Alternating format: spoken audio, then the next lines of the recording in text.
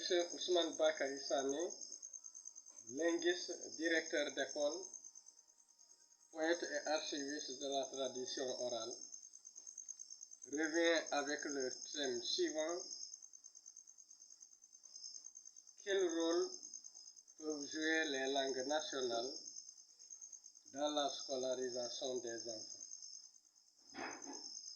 Chers internautes, bonsoir.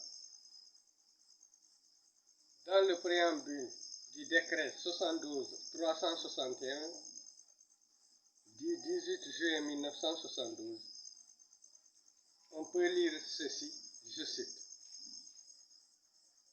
le peuple sénégalais restera toujours aliéné tant qu'il continuera à apprendre aux petits Sénégalais une langue étrangère. Il y a une nécessité urgente pour nous de commencer à enseigner nos langues. Fin de citation. Mais déjà à cette époque, le législateur a reconnu la nécessité d'enseigner parallèlement le français et le linguiste Maurice Oris a préconisé le développement des langues africaines à côté de celles européennes. Ainsi, l'AOF, ou alphabet officiel du Sénégal, a été adopté pour la transcription de 6 langues nationales. Il sera légèrement modifié le 21 mai 1971 par le décret 71-566. L'AOF s'est inspiré des systèmes suivants: l'API, ou alphabet phonétique international, créé en 1888 et dont le cycle en anglais est IPA, International Phonetic Alphabet, sous l'autorité du phonéticien français Paul Passy. Mais les débats étaient houleux car certains auraient proposé de choisir les lettres arabes pour la transcription des langues. D'ailleurs, une langue africaine comme le swahili a été transcrite en langue arabe.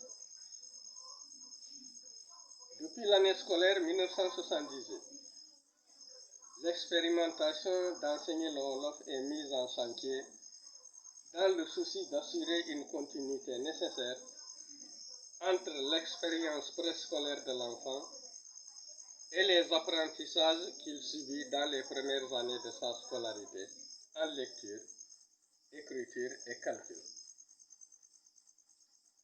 Les néopédagogues ont pensé que si l'on commençait par une langue étrangère, il y aurait une rupture dans le développement linguistique et mental de l'enfant et une rupture dans son intégration sociale si l'on considère que toute langue véhicule une vision du monde, une organisation spécifique.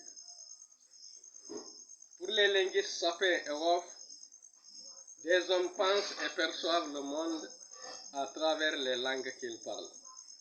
Cependant, il ne faut pas oublier que notre pays, le Sénégal, compte un nombre très élevé de langues. Cela pose problème. Pour ma part, l'usage des langues nationales à l'élémentaire devrait strictement s'arrêter au niveau 2 de l'élémentaire, et pas plus. Non que nos langues sont incapables de supporter les sciences et les techniques, comme l'avancent certains linguistes occidentaux, mais plutôt à cause de leur pléthore. Pour moi, le choix de la langue nationale officielle devrait se faire au niveau continental pour plus d'efficacité et pour mieux démentir l'assertion des linguistes non africains qui soutiennent que nos langues ne jouent que le rôle de support de l'émotion et de la sensibilité africaine, faisant allusion à la fameuse phrase de Senghor, je cite,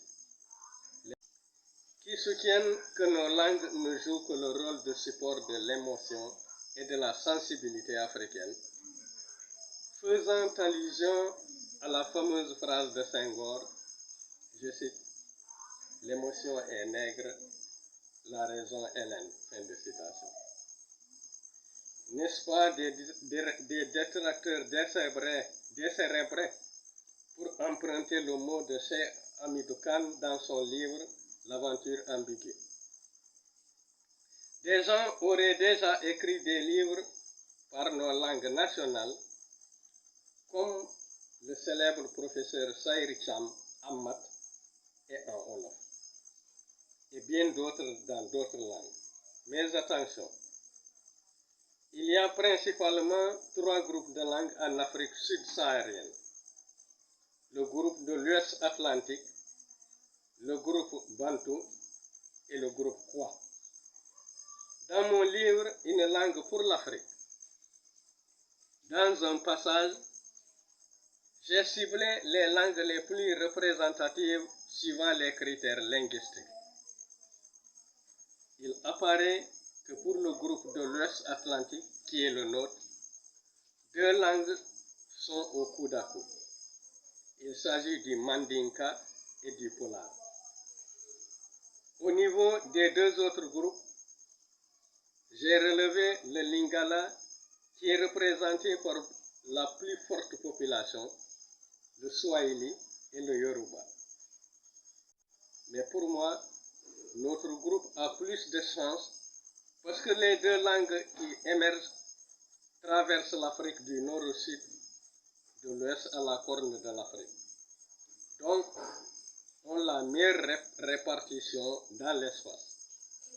Pendant que le Lingala et le Swahili sont représentatifs mais mal répartis.